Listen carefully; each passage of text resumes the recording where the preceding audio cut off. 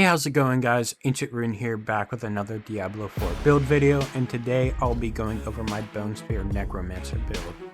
Bone Spear Necro is so strong, it's dumb.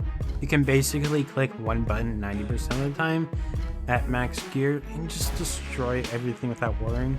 It actually disgusts me how easy it is compared to other setups I like using, but it does make it amazing for starting out as Necro since it's so easily strong, making it the perfect beginner necromancer build for endgame.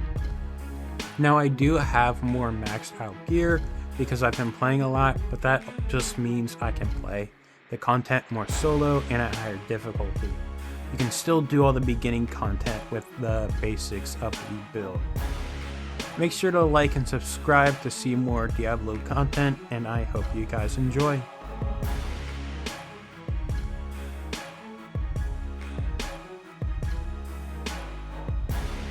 Alright, and the first thing I want to mention is I'm not using the Harlequin's Crest, aka the Shaco, just because I don't have it. So we're just using the Deathless Visage. So this build does take a bunch of crit damage because of this. So the build could change a bit once I do get a Harlequin's Crest. And based on that, I may make a new build video on that. So this build is based not using it, which also does make it a bit more beginner friendly. So first off, we have the Deathless Visage. This spawns an echo, dealing good amount of damage, and it also deals increased damage for 5% multiplicative for every 30% of your critical strike damage bonus. And I have almost 700% passively, which is a lot. So that is very good for me, and so this makes it do a bunch of damage, but it also gives good passives in general. It gives bone crit damage, it gives physical damage, which Bone Spear is, it gives maximum essence, and it gives damage reduction. For a regular helmet, you just want to look for stuff with survivability, and I don't remember if it can roll maximum essence on the helmet naturally, but if it can, go for that. And then we have our chest. You want to get intelligence, and then you want to go stuff for survivability. Priority is armor, and then max life, and then damage reduction. Armor right now caps at like 13k max, so you want to try and get to that with disobedience, increasing armor to help make that cap easier. I still have a little bit more armor increase to go before I hit that cap, but I'm still working on getting more gear for that. And then for the gloves, you want to get chance to restore primary resource and points in Bone Spear, and then also get crit chance and lucky hit chance. I got this incredibly good roll. I got very lucky with it. I haven't even re-rolled anything on this, so I'm very happy with this. And then I put on the serration aspect, which gives the increased crit damage per essence above 50 essence, up to 40%, and this is multiplicative, which makes it really good. And then for the pants, you want to get armor rolls and then just damage reduction. This is a big survivability slot. Just get as much survivability as you can. Ideally, I would like to have Blood Mist on here just to have a point so I can use it mainly during mobbing. I would like to have Blood Mist, but right now I don't have the skill points that much available right now to where I would be able to afford Blood Mist. So just getting some points there could be nice. Otherwise, just armor, damage reduction, anything that's good. And then we have the Bone Storm creates a barrier equal to 5% of your base life. We have Lidless Wall to go with this, so we basically have a permanent barrier as long as we have any Bone Storm active. I'll go over the Lidless Wall more later. And this can be swapped with Disobedience, just like in either of these slots. Doesn't really matter. Some can roll on the helmet. And then for the boots, you want to look for intelligence rolls and movement speed. I say movement speed just because of the Dodging attacks can be really nice, and then corpse tendrils is really nice just for better cooldown. And then I like having the after killing an elite gain movement speed just for more move speed because I love moving fast. And then I have the 3 evade charges. I would probably like the after using evade gain increased movement speed, but these rolls were pretty good that I could not pass it up. And then I have the crit strikes grant increased move speed. This just helps with mobbing and clearing stuff faster. There's probably some other stuff you could use. You might be able to use some sort of unique, but I really like using this here. And then you want to get an amulet with evulsion. My amulet's pretty bad. I need a lot better one. I'm looking out for one, but for now this is what I have. Evulsion is really good, and then movement speed. Then I have cooldown reduction and intelligence, which isn't bad. I'd love to have armor on here would be great, but I don't. Any other bone skill stuff would be really good. Just whatever I can get. And then the Ring of Starless Skies is really good. It is an uber unique, so getting it isn't really a beginner thing. So you probably just want something that's good for damage and something that's good for regenerating your resource. Stuff with like maximum essence, max health, crit strike chance, and lucky hit chance. But on this, we also get crit strike damage and core skill damage. Core skill damage is added with the basic stuff, so it's not that good. It's also added with crit strike damage, but then again, we have it here boosting the Deathless Visage. So this is really nice. Casting a core skill cast reduce the resource cost of your core skills by 12% up to max of 40. Resets upon using a non-core skill. Now this is really good because a lot of times we don't have to automatically use any of our skills because we have the Ring of Sacrilegious Soul. I have a really bad one, so keep that in mind. I so badly want a better one, but I've had 0 luck. This drops from Barshan.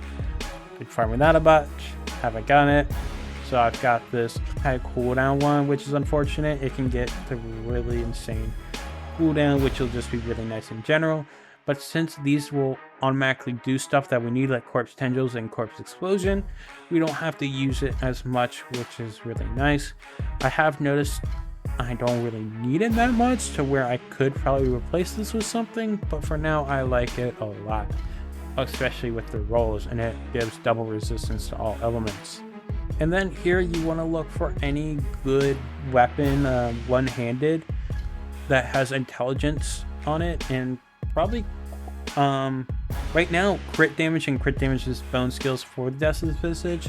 Then vulnerable damage is nice just because we have enemies vulnerable pretty much all the time. It's good consistent damage. Getting core skill damage would be nice purely for the fact that it's consistent damage with core skills, and that's the only thing we're dealing damage with.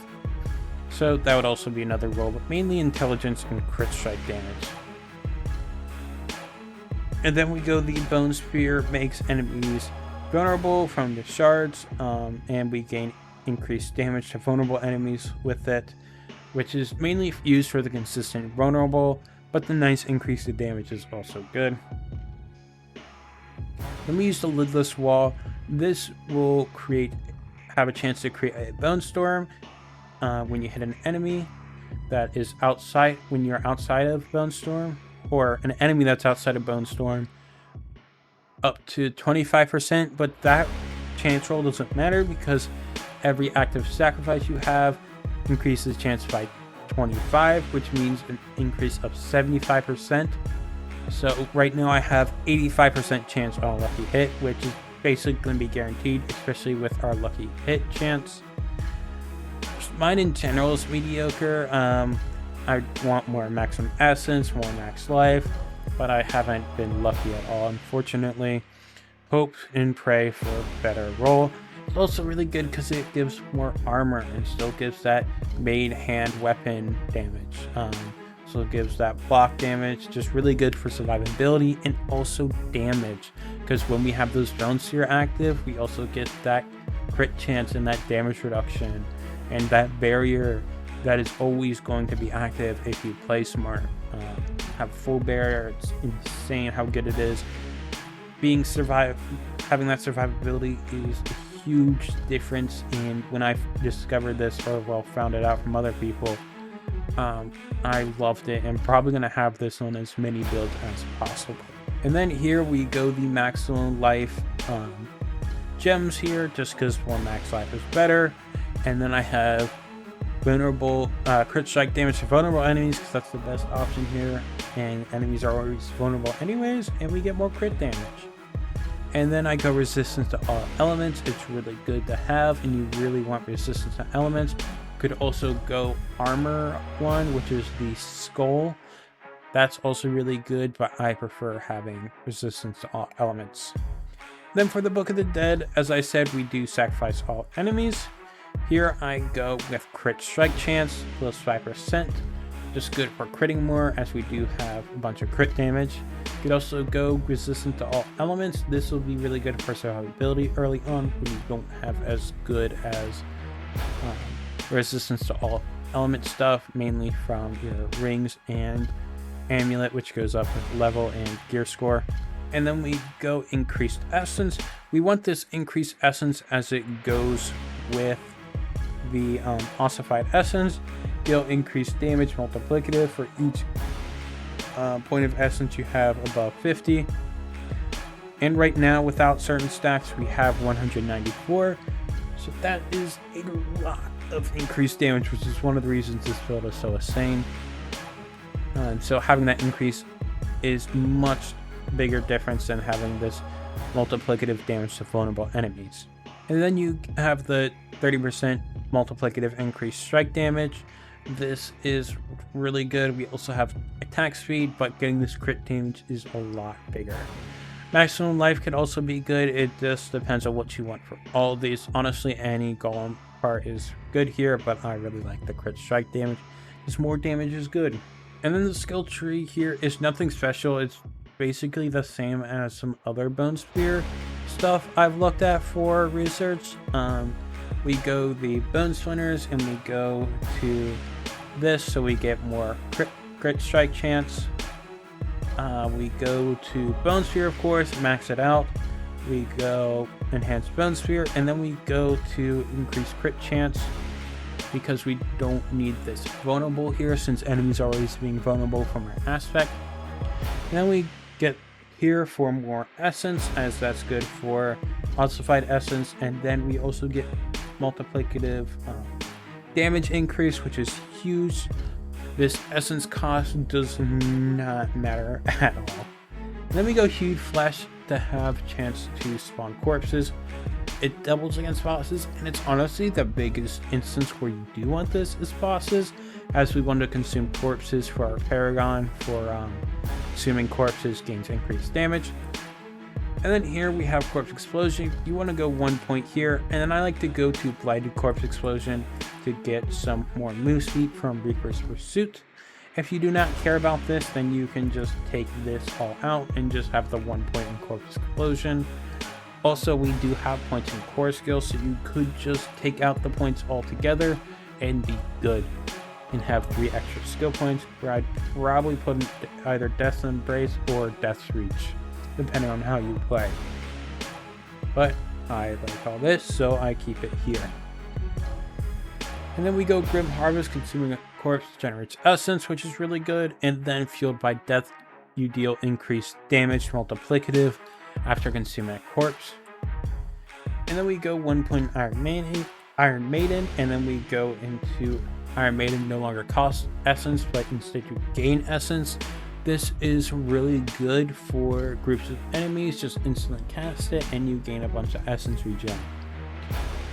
And then I have amplified damage, because we're using a curse skill. We gain this curse damage like all the time. Consistent multiplicative damage is very important and very strong. And then we go 1 point in corpse tendrils to go down and get blighted corpse tendrils, where we get blood orbs, which is good for healing, fortify, and a Paragon board thing where you gain increased damage when picking up blood orbs. And then, as I mentioned, we go Reaper's Pursuit purely for the move speed. It's really nice. I already have a lot of movement speed, but the more the better. And then we have Serration. Your bone skills have an increased crit chance for each 30 essence you have upon cast.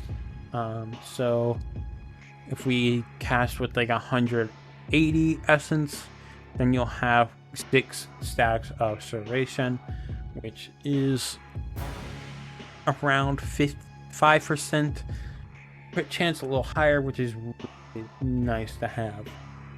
Then we go Compound Fracture. After critting strikes with bone skills, your bone skills deal increased damage 15%, which is huge since we're always critting. We're always getting Compound Fracture. And then Avulsion, you deal increased damage, crit strike damage to vulnerable enemies. We're always critting, and we have enemies always vulnerable, so it's really nice. And we do not go Rapid Ossification or anything to reduce bone cooldowns, because we have Lidless Wall having Bone Storm active all the time, to where if you have it right, it may go down or still even be up when you have your cooldown done with Bone Storm.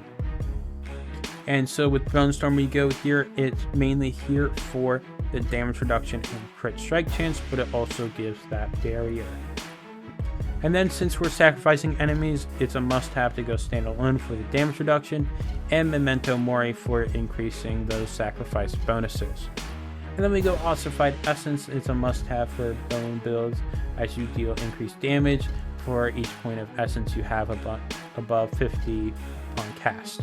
And then my Paragon board is very messy and not very min-max. So the main thing that would change here is how much resistance to elements you have. I do have a couple points I could move around personally to hit that 70%, which I should.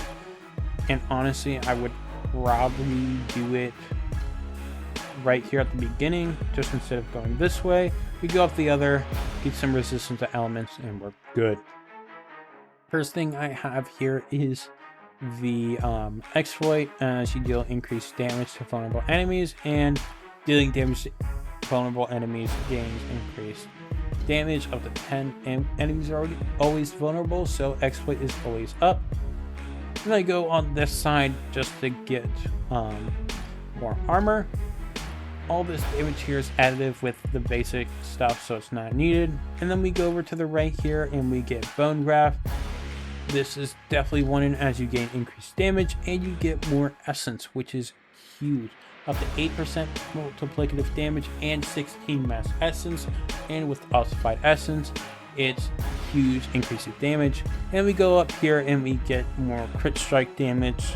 And then we'll go up and we'll go over here real quick and we'll get maximum essence and essence on kill. This is also huge and really need and want. We go up here to get that crit strike damage and go up around, and over here we have the essence glyph. You could probably swap this out with exploit if you want for whatever goes first.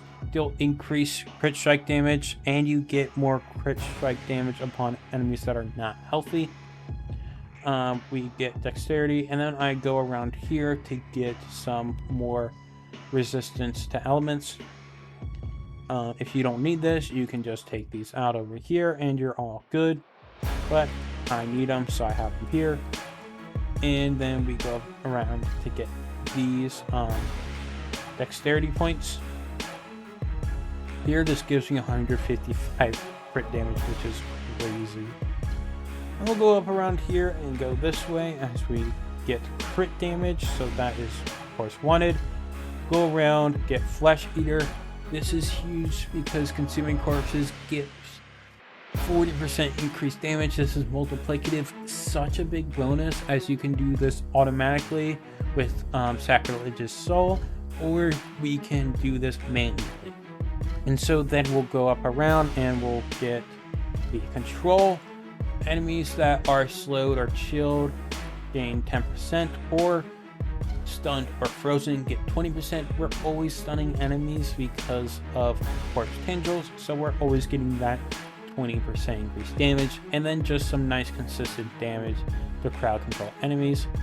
If I didn't need points elsewhere, I would probably go and get points here, but I go down to here to get crit damage, which is where those points are going. So if I ever did use Toothless Visage or stop using it for Harlequin's Crest, I'd take these out and definitely get more points into control. And then I quickly go up here to get attack speed mainly. Take this out and actually put that here for a little bit more damage. Just min-max it real quick. I don't really care much about the execute injured non-elites. It could be worth it, but to me it doesn't seem like it's worth it, as I can probably just kill them on this build. Attack speed's really nice, so I go up here. If you don't care about that, you can take it away and probably go here, while still getting that other crit damage I mentioned. And this damage here doesn't matter, so we don't go for that overpowered damage, and instead just go down here, get some nice healing here, and go up and get blood begets blood. This is the blood orb stuff I was mentioning with, and why we get that with Corpse Tendrils. So we have blood orbs spawn to gain increased damage up to 15%. Only need 3 blood orbs for this, so it's very easy to have. And then we'll go around here and go around to this, where we have blood orbs fortify you. Fortify is very important as you gain damage reduction. So we have blood orbs fortifying. And then we'll go around here and we'll get some crit strike damage here.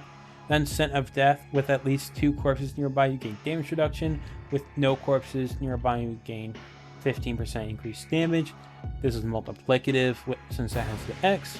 And this is just really good because if you have corpses or not, it's just good overall. Damage reduction or increased damage, both insanely great.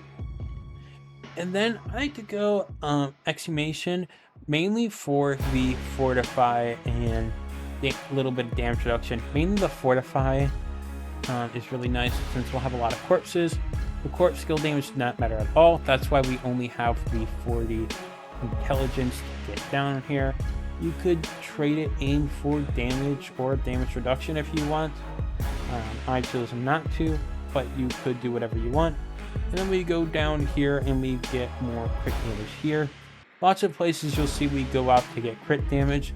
Otherwise we have more skill points, which I could make some different choices with, which is one of the reasons why I would make a different build video for having the Shaco or Harlequin's Crest. But we don't need to because this is more beginner friendly anyways. Also, I cried because I haven't gotten my Shaco. I hope you guys enjoyed the build video. I'm slowly getting back into Diablo 4 builds and want to explore a couple more Necromancer builds, then maybe expand from there. I wanted to start with the beginner build as it felt like the right introduction into more builds. Get the build that can be used to farm other gear or other builds, which is exactly what I'm using it for. Make sure to like the video and subscribe to the channel. Comment what kind of Necromancer builds you're interested in seeing, and I will see you guys next time. Peace.